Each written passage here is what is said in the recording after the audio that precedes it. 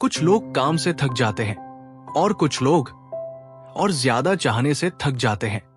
ये एक आदमी की कहानी है, एक ऐसे आदमी की जिसने बिल्कुल सही समय पर चाहना बंद कर दिया और ऐसा करके उसने वो फ्रीडम पाली जहां तक ज्यादातर लोग बहुत देर से पहुंचते हैं। ये कहानी पैसों के बारे में नहीं है, ये कहानी अवेयरनेस की है, उस साइलेंट प्रेशर को नोटिस करने की, उस क्वाइट फोर्स को जो बिना कुछ कहे हमारी जिंदगी को शेप करती रहती है। ये कहानी वेल्थ या पोजेशंस के बारे में नहीं है, ये कहानी साफ तौर पर देखने की है, अपने भीतर मौजूद उस क्वाइट ऑलमोस्ट इनविजिबल पुल को देखने की जो हमें बार बार और ज्यादा चाहने के लिए पुश करता है, भले ही हमें उसका एहसास हो या न हो। ये उन पैटर्न से जागने की कहानी है जो हमें रेस्टलेस बनाए रखते हैं और उस स्ट्रेंथ को सीखने की जो हमें ये कहने का करेज देती है, दिस इज इनफ। 25 वर्ष की उम्र में उसकी जिंदगी बिल्कुल ऑर्डिनरी थी, कोई दिखावा नहीं, एक स्टेडी जॉब, एक सिंपल सा घर, बस उतनी इनकम जिससे जिंदगी चल सके और शायद अपने आसपास के लोगों से खुद की तुलना की जा सके।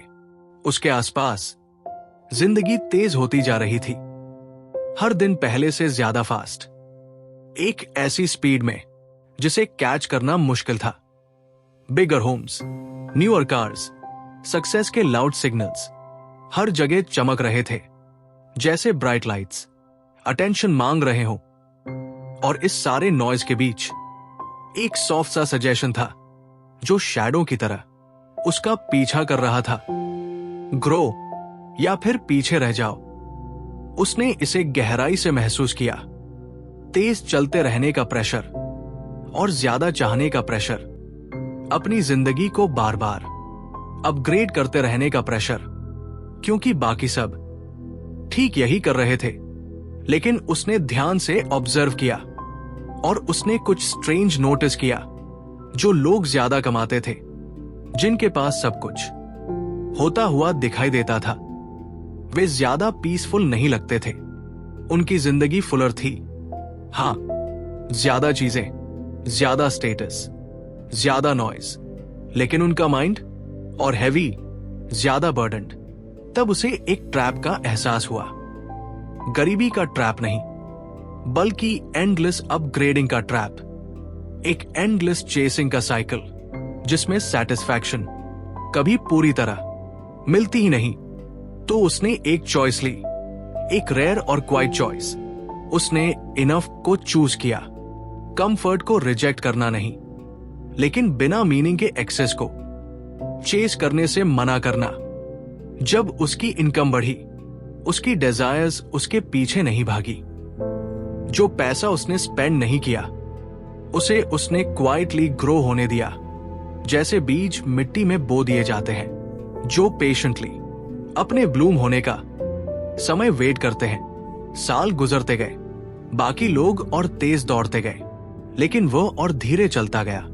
जहां लोग पीस के बदले पोजेशंस चुन रहे थे, वहां उसने इंपेशंस के बदले टाइम चुना। और टाइम जब उसे जेंटली ट्रीट किया जाए तो वह हमारे भीतर बोए गए हर बीज को मल्टीप्लाई कर देता है। फिर एक दिन बिना किसी फैनफेयर या सेलिब्रेशन के सभी नंबर्स अपने आप अलाइन हो गए।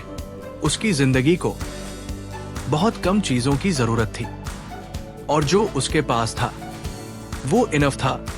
काम एक चॉइस बन गया, कोई ऑब्लिगेशन नहीं। फ्रीडम क्वाइटली आ गई, जैसे वो हमेशा आती है। ज्यादातर लोग पैसों की कमी से नहीं जूझते, वे बिना सवाल की डिजायर से जूझते हैं। फ्रीडम का मतलब और ज्यादा कमाना नहीं है, ये कम चाहने के बारे में है। अवेयरनेस के साथ कभी कभी सबसे स्पिरिचुअल डिसीजन बस यही होता है, दिस इज इनफ। अगर ये कहानी आपके भीतर कुछ सेटल कर गई हो तो थोड़ा और ठहरिए।